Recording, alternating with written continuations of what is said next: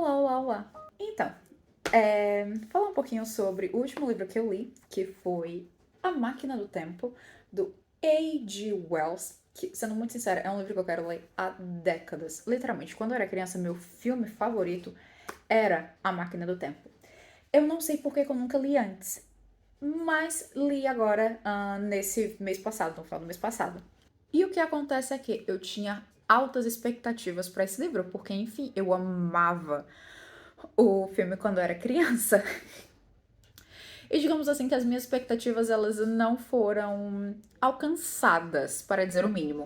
Mas antes vamos só um pouquinho de contextualização, né, para esse texto.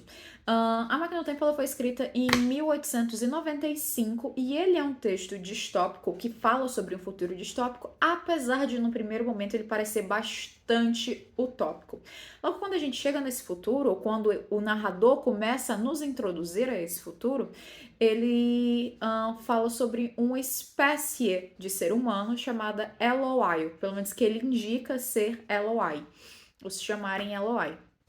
Essa é uma espécie de ser humano que se desenvolveu para se tornar quase que infantil, no sentido de que eles são pequenos, eles são frágeis, eles são muito brincalhões, eles aparentemente não têm medo, eles têm bastante medo do escuro, mas durante o dia a dia eles não têm medo de morrer, eles não têm medo, eles sequer desenvolveram, né, o conceito de fogo, eles não sabem o que é fogo. E, de acordo com o narrador, eles não se desenvolveram intelectualmente, ou pelo menos o desenvolvimento intelectual deles não é exatamente maduro, né? Ainda o desenvolvimento intelectual deles ainda é muito primitivo. Lembrando realmente o desenvolvimento intelectual de uma criança, ainda pequena. Mas a gente precisa também lembrar aqui que o narrador não fala a mesma língua que os Eloi. Então, assim, ele tá só imaginando, ele tá só teorizando. Afinal de contas, ele é um cientista e o trabalho dele é literalmente teorizar. E isso me leva a um ponto muito interessante do livro, é que quando eu comecei a ler, e lembrando, eu vinha com, né, a mentalidade do filme que eu assisti quando eu era criança. Eu lembrava que no filme, inclusive spoilers, o motivo pelo qual o Alexander, que no filme ele se chama Alexander, no livro ele não tem nome, é só chamado Time Traveler, o viajante do tempo. O Alexander, ele constrói a máquina do tempo para poder salvar a vida da mulher que ele ama, da noiva dele, que ela morreu, e ele constrói essa máquina do tempo para poder salvar ela. No livro não existe isso. Não existe um par amoroso e não existe uma aparente razão ou um aparente motivo para o viajante do tempo construir a máquina do tempo. Porque uma coisa eu fiquei, ok, tudo bem, legal, mas tipo, por quê? Por que você foi construir uma máquina do tempo? Justamente uma máquina do tempo. Mas depois que eu terminei de ler, eu fui refletir, e também depois de eu ter assistido o filme, e refletir também, inclusive, o filme é muito ruim, gente. O filme é muito ruim. Mas enfim, depois que eu fui refletir, ele de fato não precisa de uma motivação. Ele é um cientista, ele tá fazendo isso para avançar com a ciência. E essa é a motivação dele. A razão pela qual ele construiu a máquina do tempo não precisa ter uma coisa assim, um motivo palpável, né? Por exemplo, ele tá fazendo isso porque o amor da vida dele morreu. Ou então, ele tá fazendo isso porque ele. Não, porque ele é doido, ele é um cientista doido. Porque eu já li um outro conto em que tem um cientista que constrói a máquina do tempo, mas ele constrói porque ele não bate muito bem do juízo. Ele é aquele protótipo do cientista maluco mesmo. Mas no caso aqui do Time Traveler, ele é puramente um cientista, no sentido assim mais primordial da palavra, daquele que põe hipóteses, que cria uma teoria e que testa essas teorias. Né? Então, quando ele chega lá no futuro e que ele vê os Eloi, a primeira coisa que ele faz é estabelecer algumas hipóteses do que pode ter acontecido com a raça humana para que nós nos desenvolvêssemos até aquele ponto, chegássemos, né, daquela forma. Então ele começa a falar, talvez eles tenham essa constituição mais fraca porque eles não comem carne, eles só comem frutas.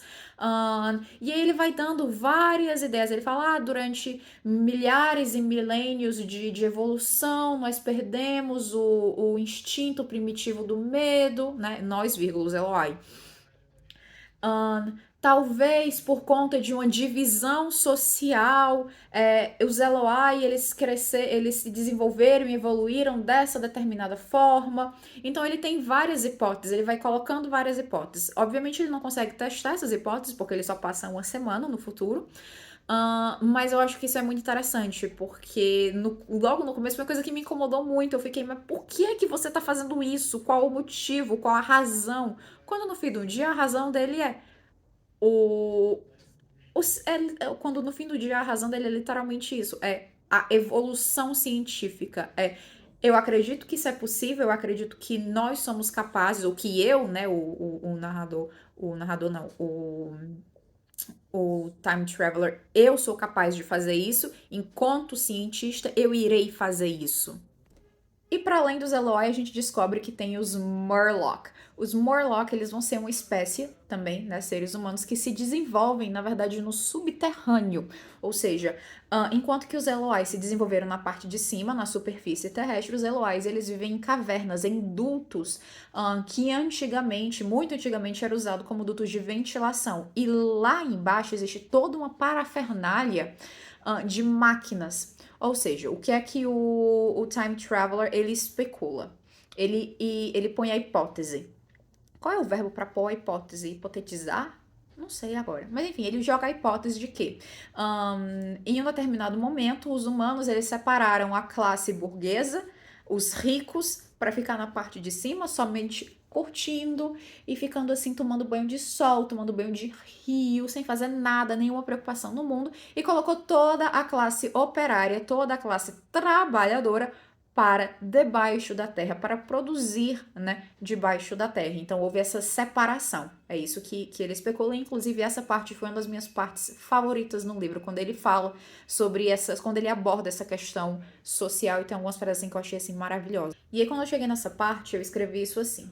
Lendo The Time Machine, percebi que é uma forte influência das ideias do Marx. O primeiro grupo social que o narrador encontra é justamente de uma elite composta por humanos frágeis, ociosos, de pouca intelectualidade aparente, em um estado de quase infância. A regra, entretanto, é clara.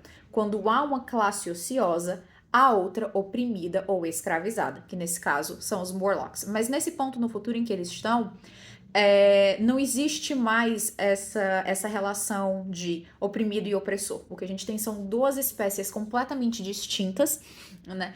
E acaba que a relação social se inverte, porque os Morlocks, eles ficam sem comida lá embaixo. Então, o que é que os Morlocks fazem? Eles saem e vão à superfície caçar os Eloi. O que eu achei, assim, de uma ironia, uma sagacidade brilhante, maravilhosa. E isso é muito interessante. Por conta do processo evolutivo, os Morlocks, eles não suportam a luz, eles não conseguem, né? Eles são quase como albinos. Ele descreve que a pele deles é flácida, meio esbranquiçada, quase cinzenta. Então, eles não têm nenhum tipo de tolerância à luz solar. Então eles só saem à noite. E esse é o único momento em que os Eloi têm um pouco de medo. Não é por conta do medo primitivo do escuro ou da noite, mas sim porque eles sabem que se eles não estiverem dentro lá do galpão comunal em que eles dormem, eles vão ser capturados pelos Morlock e, né, vão servir de comida. Porque é isso mesmo, os Eloi viram comida. E aqui, só falando um pouquinho sobre a estrutura narrativa, a gente tem dois narradores dentro desse texto. A gente tem um primeiro narrador, que ele é um narrador protagonista. E falando só um pouquinho aqui da narrativa, a gente tem dois narradores. A gente tem um narrador testemunha, em que ele tá presente, ele é um dos convidados para um jantar na casa do The Time Traveler, do Viajante do Tempo. E a gente tem um segundo narrador, que é o próprio Time Traveler, quando ele reconta, né, os fatos que aconteceram, né, com ele no futuro. Então, e essa segunda parte é uma narrativa encaixada, né, dentro da primeira. Então a gente começa com o jantar, com todos reunidos em volta da mesa, em volta do jantar.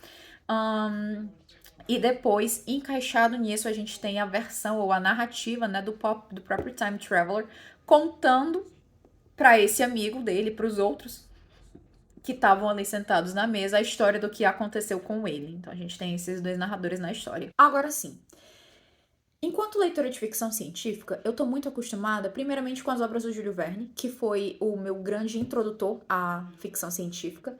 E eu gosto muito do Júlio Verne porque ele tem uma preocupação extremamente explícita de deixar claro as informações que ele está passando. O objetivo do Júlio Verne no fim do dia não era escrever histórias, mas sim ensinar ciência ou falar sobre as descobertas que estavam acontecendo no mundo dele de uma forma interessante, ou seja, repassar as informações de uma forma interessante. E nisso eu sou eternamente grata ao Júlio Verne, porque eu aprendi tanta coisa lendo o Júlio Verne que eu não teria aprendido normalmente, porque, convenhamos, botânica não é exatamente uma coisa que me agrade muito, nem paleontologia, nem o estudo das rochas, dos minérios, mas eu aprendi muita coisa porque o Júlio Verne fez isso ser interessante e fez esses elementos serem importantes dentro das narrativas dele. E enquanto leitora de ficção científica, eu também sou muito acostumada com as obras do Asimov, em que a gente tem robôs, em que a gente tem toda uma parafernália científica, né, futurística. E eu senti muita falta disso no The Time Machine. Eu esperava que pelo menos ele fosse, por exemplo, mostrar os mecanismos da máquina do tempo ou explicar de que forma aquilo é possível. Tudo bem, a gente tem um primeiro capítulo ali falando sobre as possibilidades da viagem no tempo em termos da quarta dimensão, né? E da teoria da relatividade, da física, eles têm um pouquinho disso, mas são só teorias que estão ali no momento, que estavam sendo debatidas no momento. Não tem de fato, a máquina tem por causa disso, disso e disso. E sendo muito sincera, não precisa, mas eu, como leitora, eu senti falta disso. Então você, talvez, leitor de ficção científica, acostumado com Asimov, acostumado com Júlio Verne, acostumado com Douglas Adams, porque até o Douglas Adams, ele também foge um pouco dessa questão da parafernália científica, mas ainda assim ele traz, né, várias coisas que são legais, os robôs, as inteligências artificiais, tudo isso tem os alienígenas, especialmente, porque eu adoro alienígenas no Douglas Adams. Mas aqui não tem, né? Você sai, na verdade, de uma sociedade bastante evoluída, relativamente evoluída, que é a sociedade vitoriana, para ir para uma sociedade que não apresenta nenhum tipo de evolução, fora, obviamente, a evolução biológica. Né? Eles não conhecem o fogo, eles não têm. Eles nem sequer cozinham alimento, eles só se alimentam de frutas, os Eloi. E os Morlock, que estão na parte de baixo, eles aparentemente também não sabem como fazer funcionar toda aquela parafernália, todo aquele equipamento, todas as máquinas que estão lá embaixo, porque as máquinas estão paradas. Quer dizer, pelo menos eu compreendi que elas estavam paradas.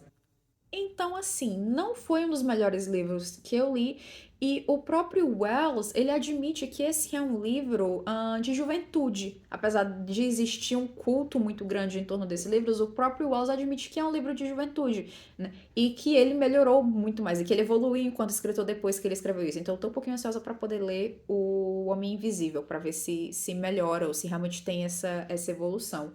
Mas o que eu acho interessante desse livro específico, o que eu acho interessante da Viagem do Tempo especificamente, é que, apesar de ter sido muito ruim, é que ele tá super consciente das ideias do tempo dele. Então, ele fala sobre o Marx, tem ecos do Marx, tem ecos do darwinismo, tem ecos do Tem ecos de darwinismo, tem ecos da teoria marxista. E, claro, ele fala sobre as teorias do tempo, né? De que estavam sendo descobertas na época da física. Yes, yes, yes, you can go. Yes, but they do. Mas basicamente é isso. Essa é a viagem do tempo. Recomendo a leitura? Talvez. Fica um eterno talvez para a recomendação dessa leitura. É um livro curto, são 120 páginas, eu acho. Que se lê rápido, é um livro que você lê bastante rápido. Eu li em inglês e ainda assim li bastante rápido. E tem algumas ideias bastante interessantes. Não sei se eu leria de novo. Quem sabe? Talvez para voltar e observar de maneira mais profunda esses ecos das teorias que estavam rolando ali na época. Mas, por hora, eu me contentei em rever o filme e achar um filme uma desgraça. Também o filme é muito ruim. Sério, aquele filme. Mas dá pra dar umas risadas, dá pra rir com o filme. Mas assim, é isso. Mas enfim, me conta aqui se você já leu A Máquina do Tempo ou O Homem Invisível, que esse eu quero ler também. Qual a sua opinião sobre ele, se você gostou, se você não gostou. E, né, eu vou deixar para um outro vídeo falar sobre O Sonho dos Heróis, que é a minha leitura atual. Já tô assim, 50% do livro, mas vai ficar por um outro momento. E até o próximo vídeo.